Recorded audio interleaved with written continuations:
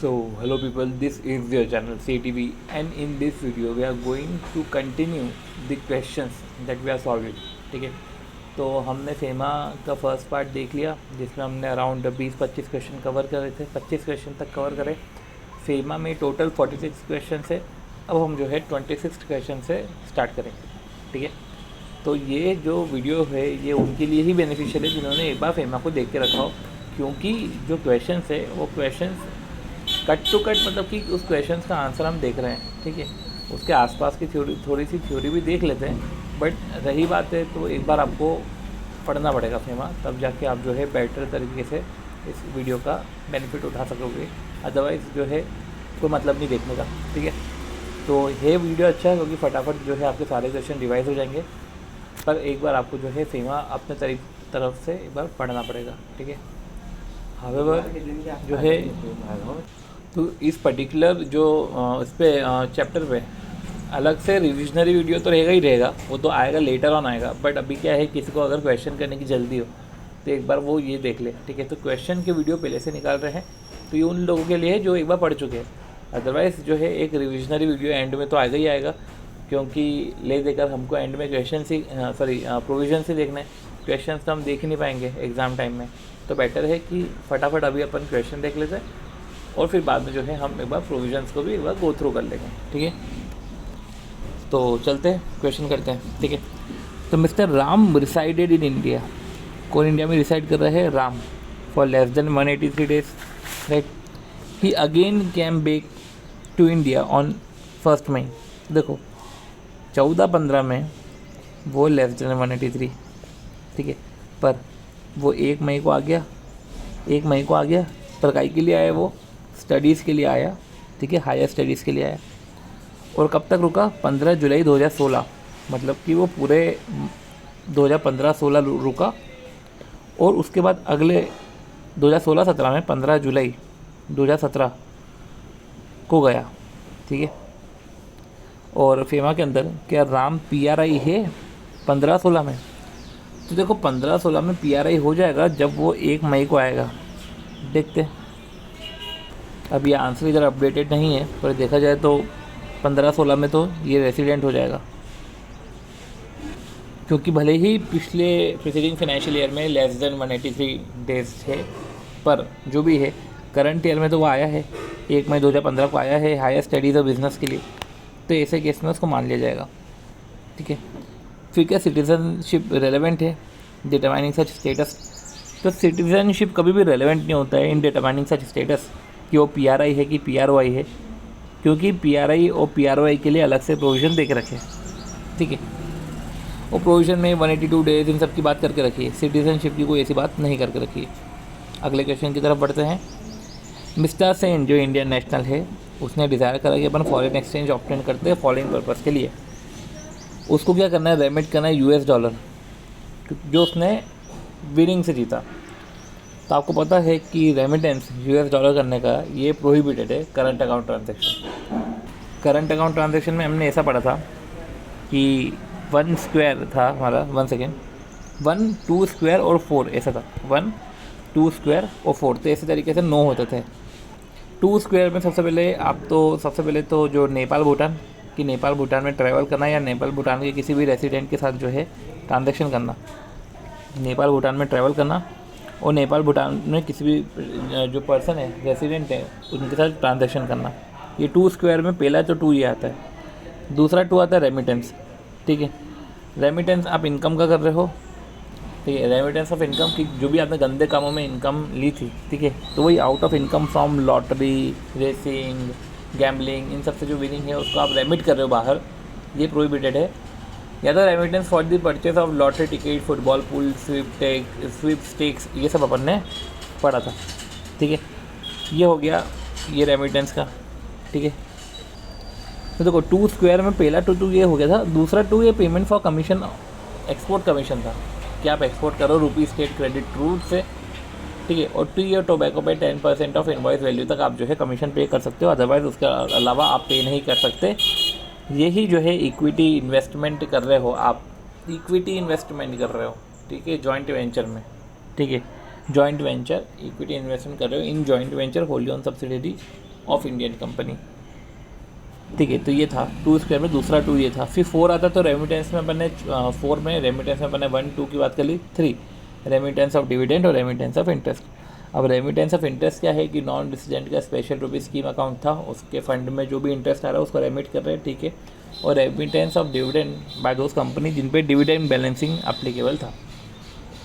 फिर आखिरी है क्या कि पेमेंट आखिरी 1 स्क्वायर 1 2 स्क्वायर 4 1 क्या है भाई, कॉल बैक सर्विस के रिस्पेक्ट में आप पेमेंट कर रहे हो। तो इधर तो ये रेमिटेंस की बात हो रही है, तो ये जो पर्टिकुलर वो 2 स्क्वायर वाला था, ठीक है, नहीं सॉरी 4 रेमिटेंस ऑफ इनकम और रेमिटेंस टू, ठीक है, to purchase football pool sticks. तो इधर रेमिटेंस फॉर विनिंग था, रेमिटेंस जो आपने विनिंग में करा उसको आप रेमिट कर रहे हो। ठीक है, रेमिटेंस ऑफ इनकम था। फिर अगला कि जो यूएस डॉलर है 1 lakh for sending a cultural troupe, तो कल्चरल ट्रूप जा रहा है, ठीक है, उसके लिए यूएस डॉलर रेमिट करना। रेमिट क्या करना, यूएस डॉलर चाहिए उसको। ठीक है, ठीक है, तो पेमेंट फॉर कल्चरल टूर हो रहा है तो उसके लिए पेमेंट, ठीक है, पेमेंट फॉर कल्चरल टूर। ठीक है, तो ऐसे केस में आपको जो है ह्यूमन रिसोर्स डिपार्टमेंट से परमिशन लेनी पड़ेगी। ठीक है, तो देखो, ठीक है, एक्सपेंसेस ऑफ कल्चरल टूर को हाँ, foreign exchange for meeting the expenses आप काय के लिए कर रहे हो, ताकि वो कल्चरल ट्रूप बाहर जा रहा है तो मीटिंग द एक्सपेंसेस। ठीक है, तो फॉर जो पीपल है विड्रॉ कर सकते हैं, बस एक बार सेंट्रल गवर्नमेंट से परमिशन ले लो। सेंट्रल गवर्नमेंट की कौन सी ministry of human resource department से परमिशन ले लो। ठीक है, चलो अगला, X a film star want to perform along with associate, जैसे शाहरुख खान करता ही है, on the occasion of Diwali for Indians जो न्यूयॉर्क में रिसाइड करते हैं। ठीक है, अब फॉरेन एक्सचेंज जो का ड्रॉवल है to the extent of $20,000 is required for this purpose, तो ले लो। ठीक है, ये काय के लिए है, पेमेंट फॉर कल्चरल टूर, भाई कल्चरल टूर ही हो रहा है ना उधर। ठीक है, R wants to get heart surgery. ठीक है, up to what limit foreign exchange can be drawn and what are the approvals required. तो लिबरलाइज रेमिटेंस स्कीम के तहत, तो लिबरलाइज रेमिटेंस स्कीम के तहत समझो 2.5 लाख तक हम विड्रॉ कर सकते हैं, but if more is required, ठीक है, और मेडिकल इंस्टीट्यूट जो है वो एस्टिमेट करता है कि ज़्यादा लगेगा, तो उनका जो है अगर मेडिकल इंस्टीट्यूट ये लिख के दे दे तो उसके बाद जो है आप विड्रॉ कर सकते हो विदाउट परमिशन। तो देखो क्या लिखा हुआ है कि 1 can also withdraw more than 2.5 lakh. ठीक है, ठीक है, कब, if it is so estimated by medical institute offering treatment, तो जो मेडिकल इंस्टीट्यूट जो ट्रीटमेंट ऑफर कर रहा है उन्होंने अगर बता दिया क्या लगेगा, ठीक है, मेडिकल इंस्टीट्यूट ने बताया हो। चलो अगले क्वेश्चन की तरफ बढ़ते हैं। अगला क्वेश्चन क्या है कि referring to the provisions of FEMA whether we an exporter, जो exporter is bound to make declaration of gift exported from India, मैं इंडिया से गिफ्ट एक्सपोर्ट कर रहा हूँ, ठीक है, वैसे अलाउड है करंट अकाउंट ट्रांजेक्शन में, ठीक है, पर ठीक है, is bound to make a declaration, ठीक है, तो is bound to make a declaration on gift exported from India to UK a jewellery valued 20,000। ठीक है, एक फ्रेंड को मैं एक्सपोर्ट कर रहा हूँ, ठीक है, होगी गर्लफ्रेंड होगी, 20,000 की ज्वेलरी मैं एक्सपोर्ट कर रहा हूँ, तो क्या डिक्लेरेशन देना पड़ेगा। देखो जब आप ये एक्सपोर्ट रेगुलेशन पढ़ोगे, ठीक है, वन सेकेंड, जब आप ये एक्सपोर्ट रेगुलेशन पढ़ोगे उसमें आपको दिखेगा पीछे कि क्या क्या परमिसिबल है, क्या क्या प्रोहिबिटेड है। तो ऐसा है कि गिफ्ट अप टू 5 लाख, ठीक है, देखो ऐसा है कि क्वेश्चन को आंसर को बढ़ाने के लिए उन्होंने बताया कि यूजुअली जब आप एक्सपोर्ट करते हो, ठीक है, तो ऐसे केस में आपको अप्रोप्रिएट डिक्लेरेशन देना पड़ता है कि कितना आप एक्सपोर्ट कर रहे हो, ठीक है, गुड्स एक्सपोर्ट कर रहे हो, सॉफ्टवेयर एक्सपोर्ट कर रहे हो, जो भी एक्सपोर्ट कर रहे हो, और बाकायदा आपको रिपैट्रिएट भी करना है foreign exchange, realise and repatriate भी करना है फॉरेन एक्सचेंज। ऐसा नहीं कि एक्सपोर्ट करके ख़त्म है, फॉरेन एक्सचेंज को रियलाइज़ करके रिपैट्रिएट भी करना है, उसको इंडिया भी लेकर आना है। तो भेज रहे हो तो डिक्लेरेशन चाहिए, वो बाकायदा रियलाइज एंड रिपैट्रिएशन होना चाहिए रीजनेबल टाइम में। वो तो अपन पढ़ेंगे जब अपन नोट्स देखेंगे या जब कभी ऐसा कोई क्वेश्चन आएगा, ठीक है। पर अगर डीले है, ठीक है, तो डीले तो ऐसे कैसे वायलेशन हो जाता है, तो चलो ठीक है, वो तो सब, पर सर्टन कैटेगरीज है जहाँ पे अपने को डिक्लेरेशन नहीं लगता, राइट। तो लिखा हुआ है कि सर्टन कैटेगरी ऑफ एक्सपोर्ट है जहाँ पे डिक्लेरेशन नहीं लगता, ठीक है। तो रेगुलेशन 4 में देके रखा है, तो इसमें यही बोल के रखा है कि एक्सपोर्ट ऑफ गुड्स एक्सपोर्ट करते हैं बाय वे ऑफ गिफ्ट, ठीक है। shall be accompanied by declaration by the exporter that they are not more than 5 lakh. ठीक है, taking into consideration the above, since the value of gift of jewelry less than 5 lakh, gift does not need any declaration to be furnished by exporter to the specified authority. तो gift 5 lakh तक है तो कोई declaration की ज़रूरत नहीं है, बस ओनली डैट डिक्लेरेशन कि यार ये वैल्यू 5 लाख से कम है, बस और कुछ नहीं. Referring to the provisions of FEMA, देखो what kind of approval is required. ठीक है, तो देखो M require $5,000 for remittance towards hiring charges of transponder. अभी जो है हायरिंग चार्जेस ऑफ ट्रांसपॉन्डर जो है ये MCT ministry of communication and technology से परमिशन लेनी पड़ती है. एक बार मैं चेक कर लेता हूँ क्योंकि ये 3 वन लाइनर में आ जाएगा. हाँ, 3 वन लाइनर में हायरिंग चार्जेस ट्रांसपोर्टर के हैं. ठीक है, और कौन पे कर रहा है, 1 सेकेंड. मानो कि ये एम जो है वो इंटरनेट सर्विस प्रोवाइडर है या TV चैनल वाला है, ये सर्विस ये मतलब कि इसको चाहिए तो उसने हायरिंग चार्जेस पे करें. ठीक है, तो ऐसे केस में ministry of communication and technology से आपको परमिशन लेनी पड़ेगी. एक इंटरनेट सर्विस प्रोवाइडर को ministry of communication and technology से और TV चैनल वालों को ministry of information and broadcasting से.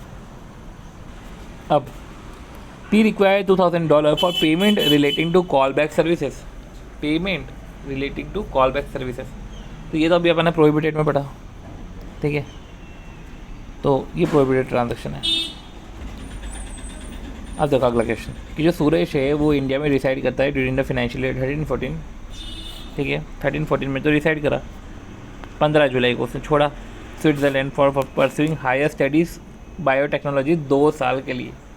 तब देखो लिविंग फॉर सर्टन पीरियड, तो ऐसे केस में तो वो PRI ही हो जाएगा.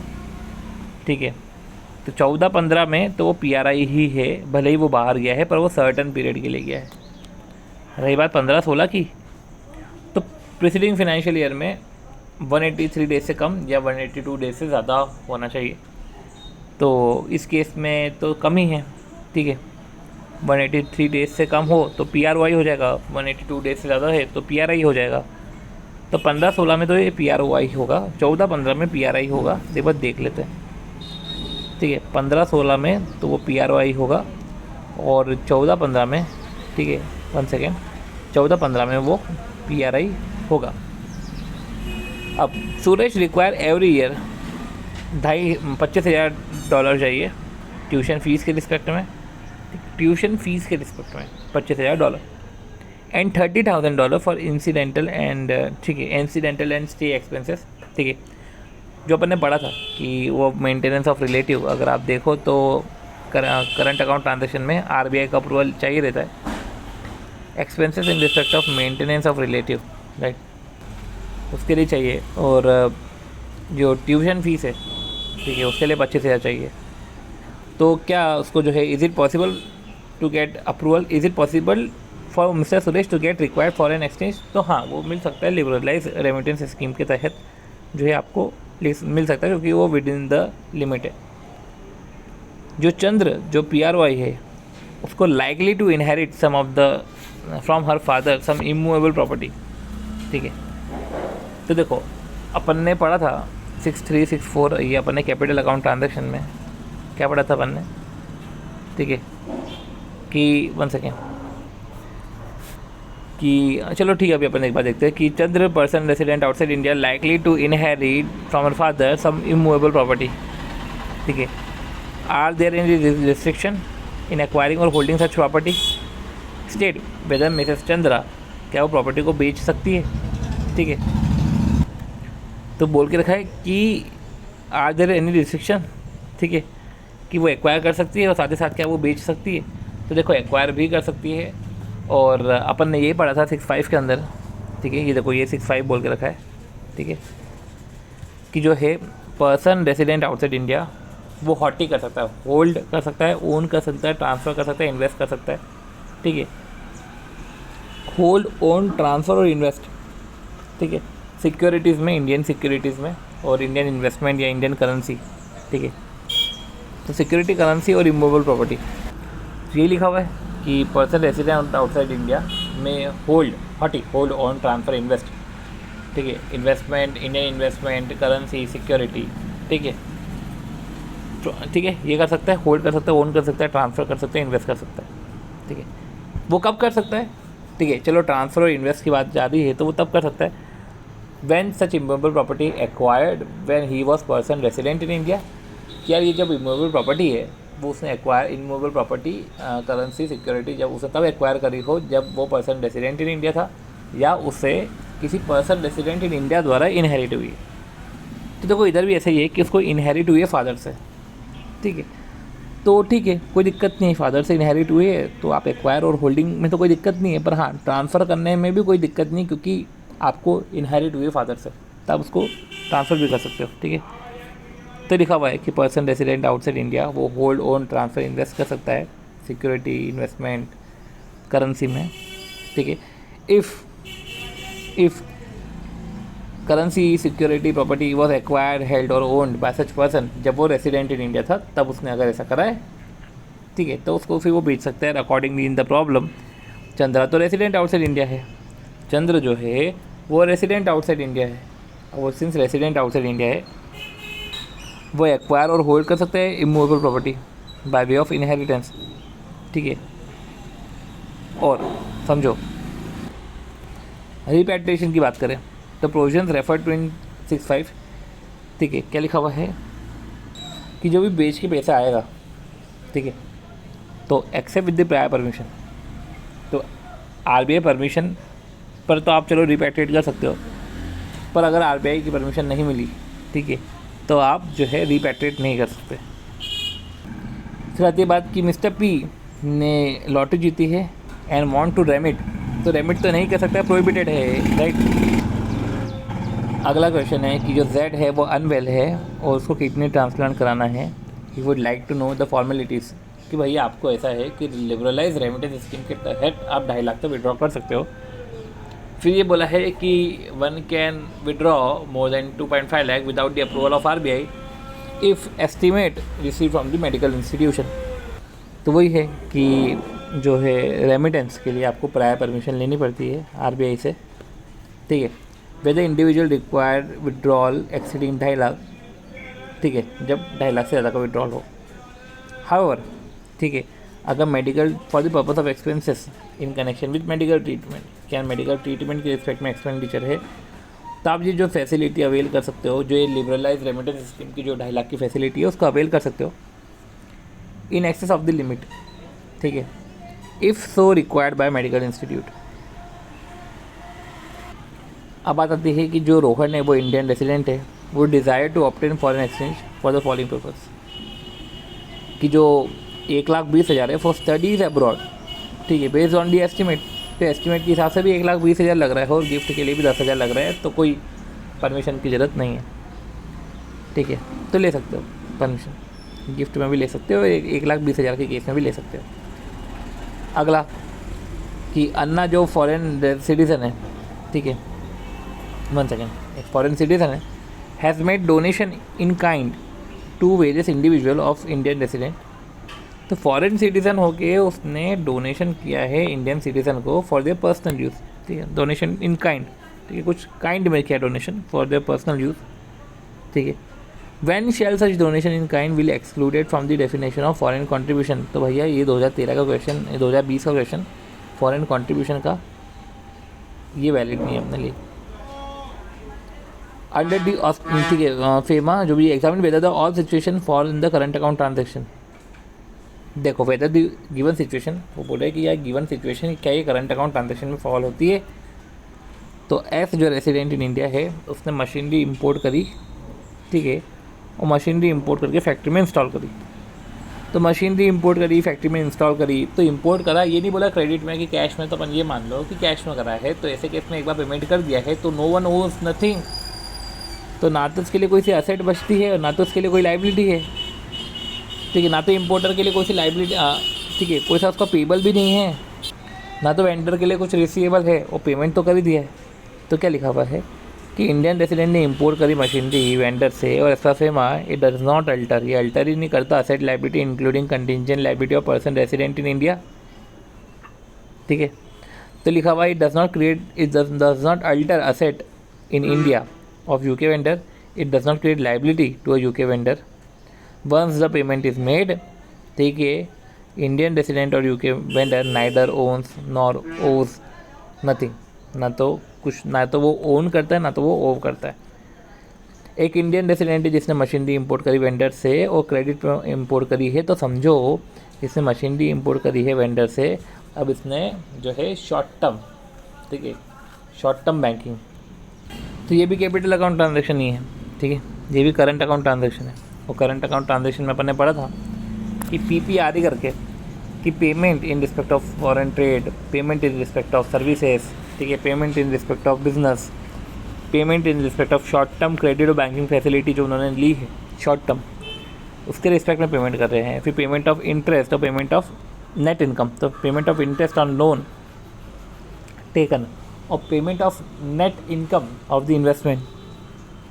फिर रेमिटेंस करते हैं, वो मेट PSC पढ़ा था मैंने कि रेमिटेंस कर रहे हैं, ठीक है, रेमिटेंस कर रहे हैं फॉर मेडिकल, एजुकेशन, ट्रैवल, ठीक है, तो एक्सपेंसेस बियर कर रहे हैं ऑफ, ठीक है, ऑफ पेरेंट स्पाउस और चिल्ड्रन, ठीक है। और एक अपन ने पढ़ा था कि रेमिटेंस कर रहे हैं लिविंग एक्सपेंसेस, ठीक है, टू पेरेंट स्पाउस और चिल्ड्रन, तो ये सब अपन ने पढ़ा था। तो इसमें शॉर्ट टर्म बैंकिंग फैसिलिटी आ गया ना, ये 3 महीने का क्रेडिट पीरियड एक तरीके से शॉर्ट टर्म बैंकिंग फैसिलिटी ही है।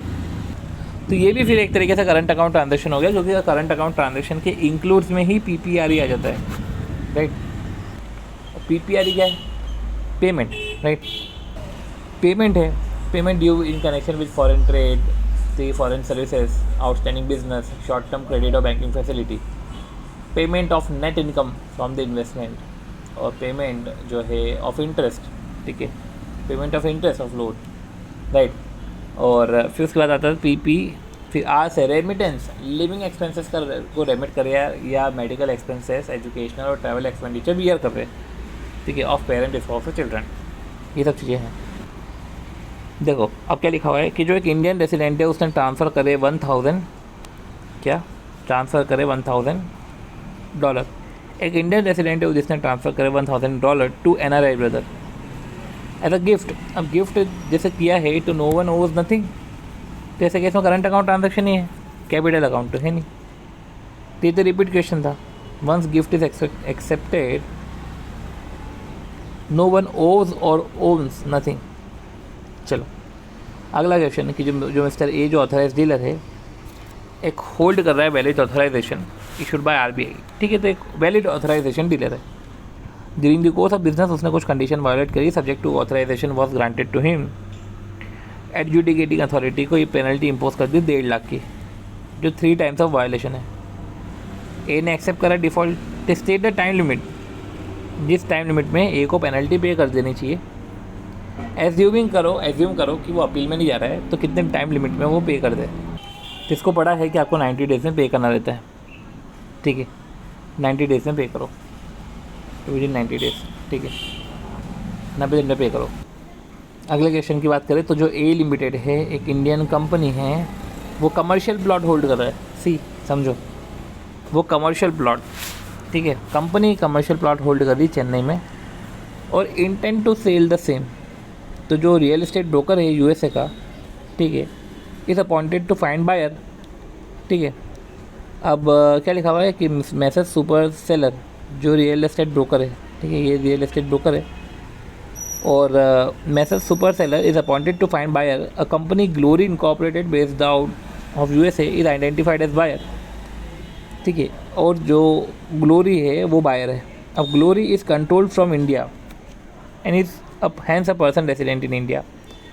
अब ग्लोरी इनकॉर्पोरेशन एग्री करता है टू बाय लैंड, कि मैं $6 लाख में लैंड बाय कर रहा हूँ, और जो सुपर सेलर है, ठीक है, is to be paid commission at the rate of 7% of sale proceeds, ठीक है। Commission is to be paid to HO of Messrs Super Seller in USA decide in light of the provision, ठीक है। अब which of the following is correct, अब समझो। अब भाई company आ गया, ठीक है, कंपनी आ गया, मतलब अदर देन इंडिविजुअल आ गया, अदर देन इंडिविजुअल आ गया, मतलब वो करंट अकाउंट का वो वाला पोर्शन आ गया, ठीक है, करंट अकाउंट का वो वाला पोर्शन आ गया जहाँ पे आपको जो है RBI से परमिशन लेनी पड़ती है, वो अदर देन इंडिविजुअल के केस में। तो ऐसे केस में था कि अगर फॉरेन एजेंट आपको कमर्शियल प्लॉट या रेसिडेंशियल प्लॉट बिकवा दे इन इंडिया, ठीक है। अब देखो ऐसे केस में तो देखो समझो कि इंडिया की प्रॉपर्टी बिक गई है, ठीक है। तो ऐसे केस में 5% ऑफ दी जो भी कमीशन सेल प्रोसीड्स है, ठीक है, 5% ऑफ द इनवर्ट रेमिटेंस है। और इनवर्ट रेमिटेंस आपका कितना है, वो TDS काटना वाटना छोड़ो, ठीक है। इनवर्ट रेमिटेंस कितना है, इनवर्ट रेमिटेंस है 6 लाख। अब सिंस ये डॉलर में है तो 6 लाख का 5% 30,000 और 25,000 विच एवर इज़ हायर, ये पर प्रॉपर्टी के बेसिस पे है। तो ऐसे केस में जो है आप 30,000 तक तो आपको कोई परमिशन चाहिए ही नहीं रेमिट करने के लिए। तो आंसर बी था। जेड लिमिटेड एक स्टार्टअप है, इस परमिटेड टू रेज ECB, उसको एक्सटर्नल कमर्शियल बोरोइंग रेज करना है और वो भी ऑटोमेटिक रूट के तहत, ठीक है।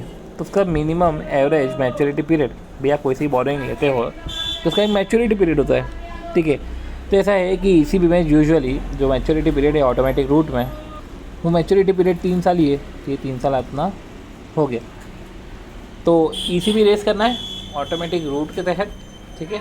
और जो है with minimum average maturity period, 3 साल का मिनिमम एवरेज मैच्योरिटी पीरियड है, ठीक है। अब पूछ लिया कि ओवरसीज डायरेक्ट इन्वेस्टमेंट क्या होता है और ऑटोमेटिक रूट और अप्रूवल रूट में डिफरेंस क्या होता है।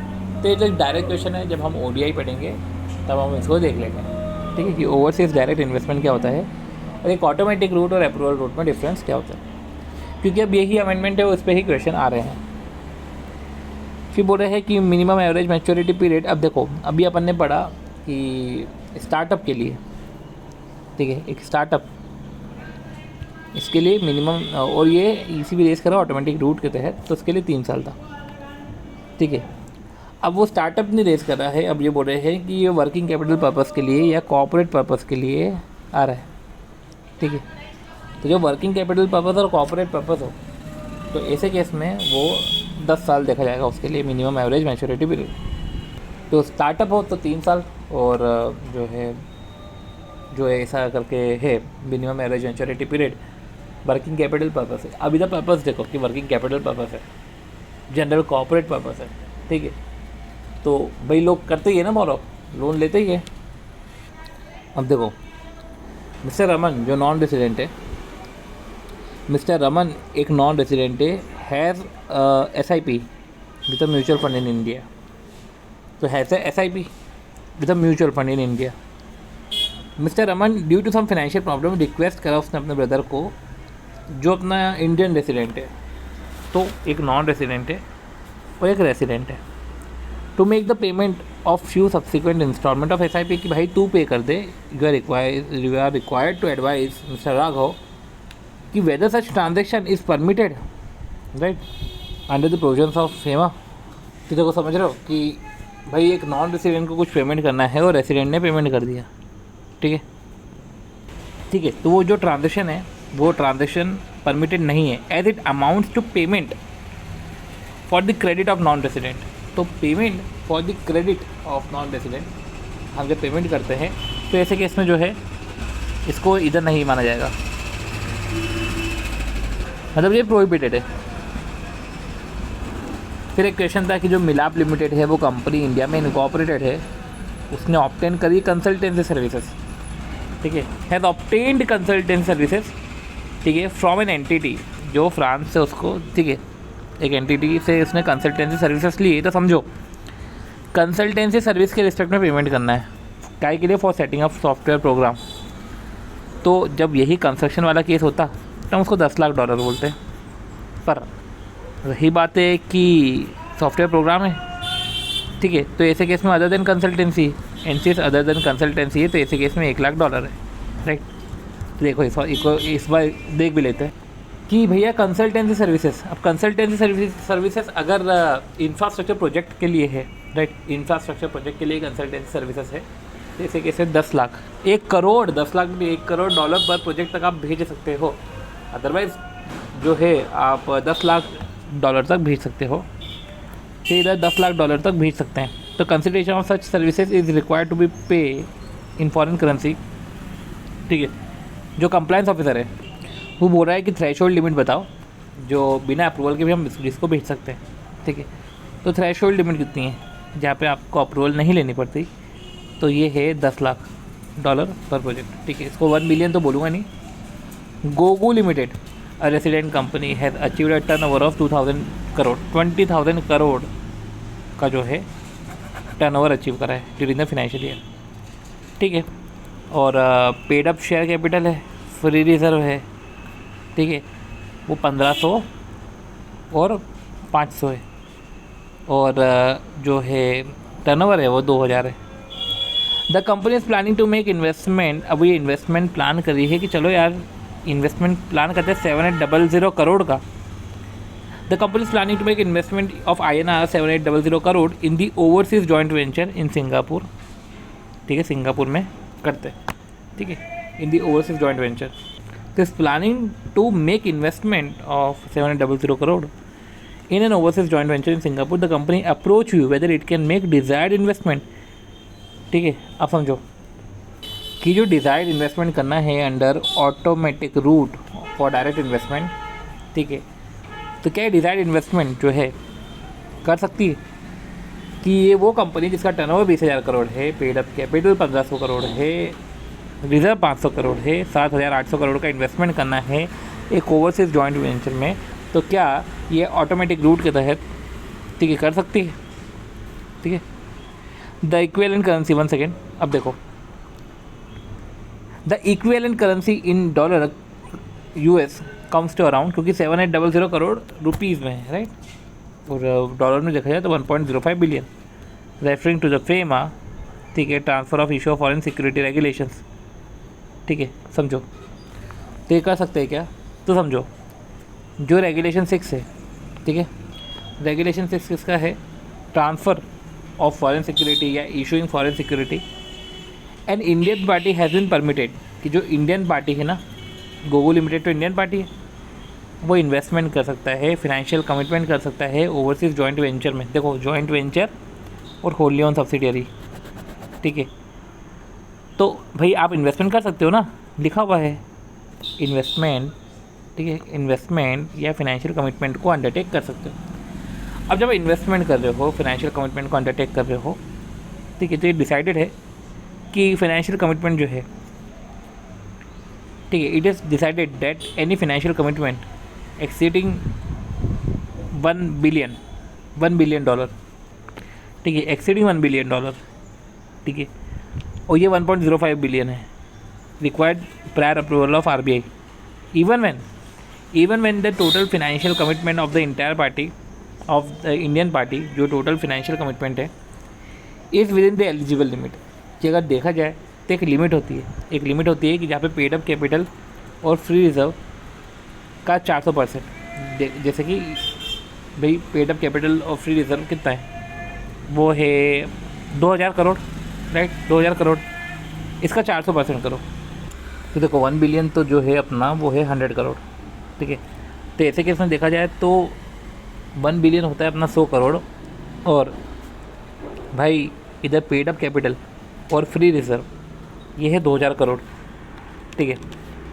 2000 डिवाइड बाय कितने, 2000 करोड़ है ना ये, ठीक है, 2000 डिवाइड बाय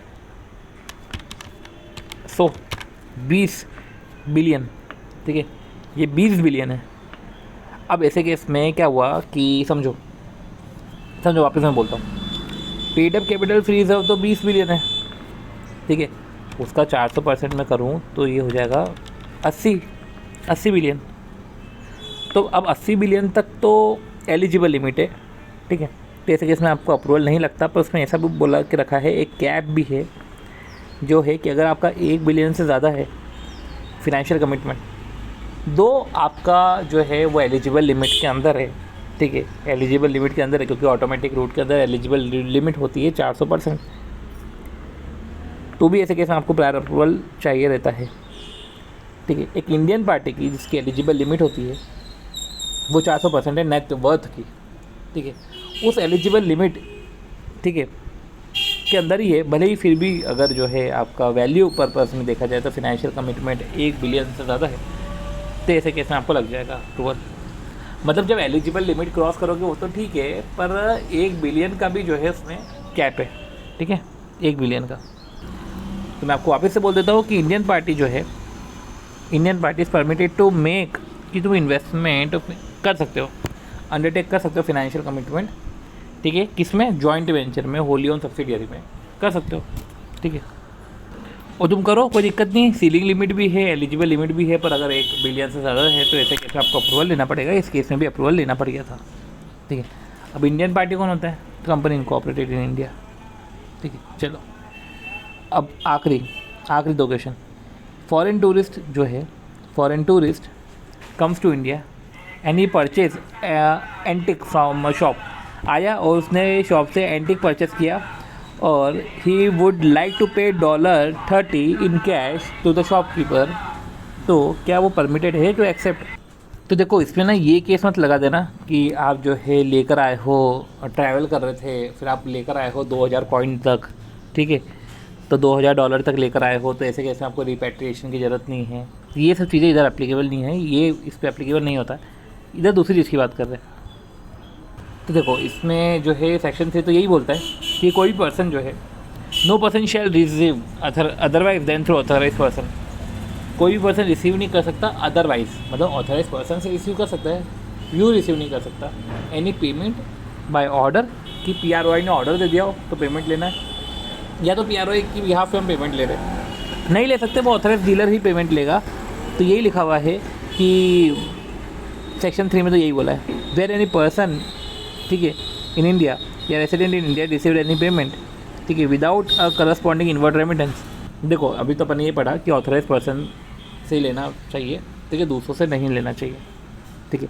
अब ये पॉइंट भी है, ये पैरा भी है समझने का है, ठीक है। देखो क्या बोल रहे हैं कि where any person in India और रेसिडेंट इन इंडिया कोई पेमेंट रिसीव करता है किसी के ऑर्डर पे या किसी के बिहाफ पे थ्रू एनी अदर पर्सन, किसी दूसरे पर्सन से रिसीव करता है। पहले तो ये बोला है कि ऑथराइज पर्सन से लेना चाहिए, फिर ये बोला है कि अगर किसी दूसरे पर्सन से रिसीव करते हो without a corresponding inward remittance, बिना करस्पॉन्डिंग इनवर्ड रेमिटेंस के, from any place outside India, किसी से रिसीव करते हो without any corresponding inward remittance, तो वही लिखा हुआ है कि वेदर एनी पर्सन जो है रिसीव करता है, ठीक है। तो कोई सा भी, जैसे कि कोई पर्सन या रेसिडेंट इन इंडिया कोई ऐसा पेमेंट रिसीव करता है बाय ऑर्डर या किसके बिहाफ पे, ठीक है, बाय ऑर्डर ऑफ PROI या बिहाफ पे, भले इसमें ऑथराइज पर्सन ही क्यों ना शामिल हो, ठीक है, receive any payment of any PROI through any other person including authorise person, कि किसी दूसरे पर्सन से मिल रहा है, इंक्लूडिंग ऑथराइज पर्सन, कि ऑथराइज पर्सन से ही मिल रहा हो बाय ऑर्डर या और ऑन बिहाफ जो भी है, पर without any corresponding inward remittance. तो ऐसे केस में without any corresponding inward remittance from any place outside India, तो ऐसे केस में, ठीक है, बिना करस्पॉन्डिंग रेमिटेंस के फ्रॉम आउटसाइड इंडिया कोई आपको अगर पेमेंट रिसीव हो रहा है तो ये भी मान लिया जाएगा कि ये जो है otherwise than through authorise person मिला है, राइट। अब इधर तो जो है, इधर देखा जाए तो फॉरेन टूरिस्ट तो पे करना चाहता है फॉरेन करेंसी, ये परमिसेबल नहीं है, क्योंकि ये तो ऑथराइज पर्सन से तो नहीं मिल रहा है, ये हमको उस पर्सन से ही मिल रहा है, उसके ऑर्डर पे मिल रहा है, पर जो है हम नहीं रिसीव कर सकते, ठीक है। तो shopkeeper can not accept cash as it will be a receipt otherwise through authorise person, ठीक है। अब देखो, पर हाँ, अगर शॉपकीपर ने एक मनी चेंजर लाइसेंस लेके रखा हो टू एक्सेप्ट फॉरेन करेंसी तो वो ले सकता है, ठीक है। तो एक क्वेश्चन एक अलग से एक नया क्वेश्चन था कि अगर शॉपकीपर ने मनी एक्सचेंज लाइसेंस लेके रखा तो कोई दिक्कत नहीं है, अदरवाइज तो दिक्कत तो है, वो एक्सेप्ट तो नहीं कर सकता, ठीक है। अब आखिरी क्वेश्चन है कि जो एक्स रेसिडेंट ऑफ इंडिया, इसने एक टूर प्लान किया था 15 दिन का कि चलो पेरिस घूम के आते हैं एंड नीस से भी मिल के आते हैं, ठीक है, और रिटर्न करते समय अपने साथ 30,000 INR कैरी कर रहा है। Niece told him that limit is marked on bringing Indian currency note, ठीक है, at the time of return into India. तो लिमिट मार्क्ड है on bringing Indian currency note at the time of return to India, तो कितनी limit है, तो वो limit 25,000 है, राइट। अब देखो अगला क्वेश्चन लास्ट, कि मिस्टर रईस ने फ्लैट परचेस किया 90 लाख का, ठीक है, फ्लैट परचेस किया 90 लाख का in the name of daughter's mother in law, ठीक है, in the name of daughter's mother in law, ठीक है, who is a resident of USA। तो उसने फ्लैट परचेस करा in the name of his daughter's mother in law जो USA में, ठीक है। However when her mother in law was contacted, उससे जब कॉन्टैक्ट किया तो उसने डिनाई कर दी ओनरशिप, ठीक है, तो उसने डिनाई कर दी ओनरशिप। अब समझो, एक जो पर्सन है, ठीक है, उसने फ्लैट परचेस किया तो वो होल्ड करा, होल्ड ऑन ट्रांसफ़र, ठीक है, तो वो कर सकता है ना। अब देखो इसमें इन्होंने क्या फंसाया कि पर्सन रेसिडेंट इन इंडिया ने तो ट्रांसफ़र किया, ठीक है, वो ट्रांसफ़र तभी कर सकता है कि when such immovable property acquired when he was resident in India, ठीक है, या जो है या तो उसको पीआरआई से इनहेरिट हुआ। पर इधर सीन दूसरा है, क्या बोलना चाह रहे हैं कि sorry, person resident in India जो है वो होल्ड ऑन ट्रांसफ़र इन्वेस्ट कर सकता है। तो क्या लिखा हुआ है कि पर्सन रेसिडेंट इन इंडिया में एक्वायर इमूवेबल प्रॉपर्टी। देखो, होल्ड ऑन ट्रांसफ़र इन्वेस्ट सब कर सकता है, होल्ड भी कर सकता है, ओन भी कर सकता है, ट्रांसफ़र भी कर सकता है, इन्वेस्ट भी कर सकता है, ठीक है। और इधर जो है रईस ने भी जो है फ्लैट परचेस किया है डॉटर मदर इन लॉ के नाम पे, जो यूएसए की रेसिडेंट है, वो is a resident of USA, ठीक है।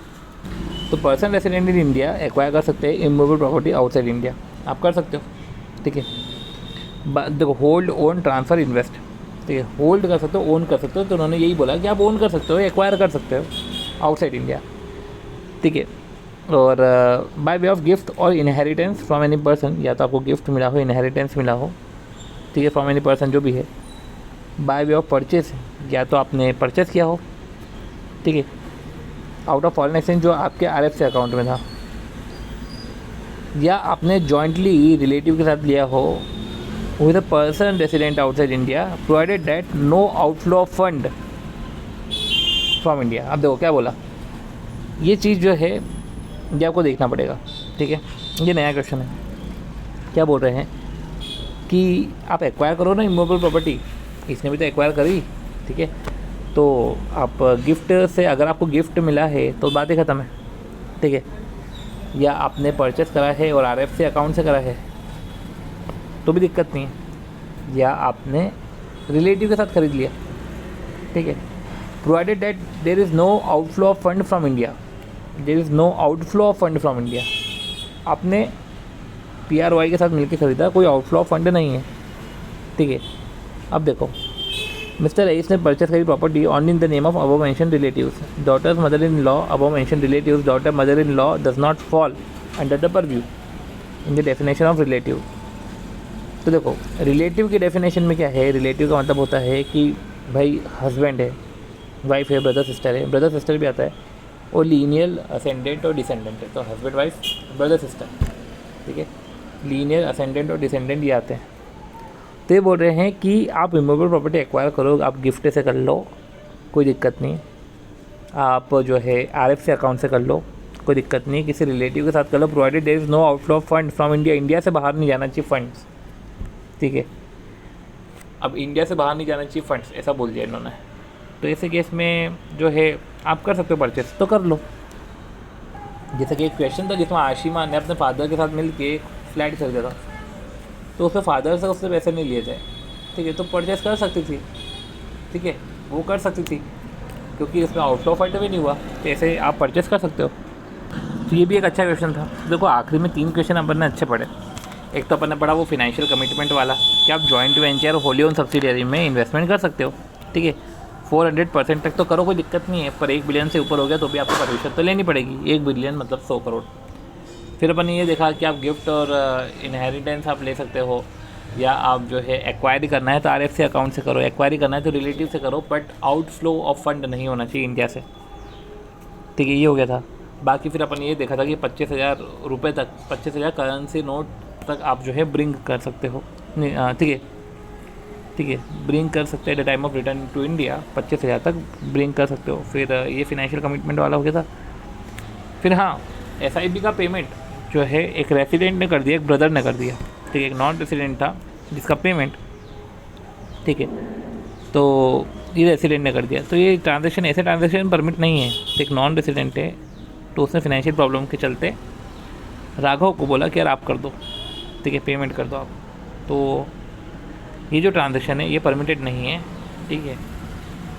As it amounts to payment for credit, क्योंकि एक तरीके से तो क्या हो गया कि नॉन रेसिडेंट क्रेडिट है कि उसको पे करना है और इस रेसिडेंट ने उसको पे करा है, तो ये भी जो है परमिटेड नहीं है। तो ये सब चीज़ें हमने देखी। बाकी फिर अपन ने ये देखा कि मिनिमम जो एवरेज मैच्योरिटी पीरियड है वो वर्किंग कैपिटल पर्पस और कॉर्पोरेट पर्पस में तो 10 ईयर्स है। स्टार्टअप के केस में यही जो है 3 साल हो जाता है। ओवरसीज़ पे डायरेक्ट क्वेश्चन है, वो तो अपन देख ही लेंगे, ठीक है। तो इस तरीके से जो है हमने ये सारे फेमा के क्वेश्चन ओवर करे। अगर वीडियो अच्छा लगे तो please do like the video, share the video and subscribe to the channel CATV।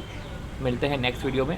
और हाँ, IBC के क्वेश्चंस भी हमने ओवर करे हैं और फेमा के क्वेश्चंस भी हमने ओवर कर लिए हैं। इसके revisionary video in respect of जो भी प्रोविजंस है, क्योंकि अब हम जो है डायरेक्ट प्रोविजंस पढ़ेंगे, तो इसके वीडियो भी जल्दी आ जाएंगे।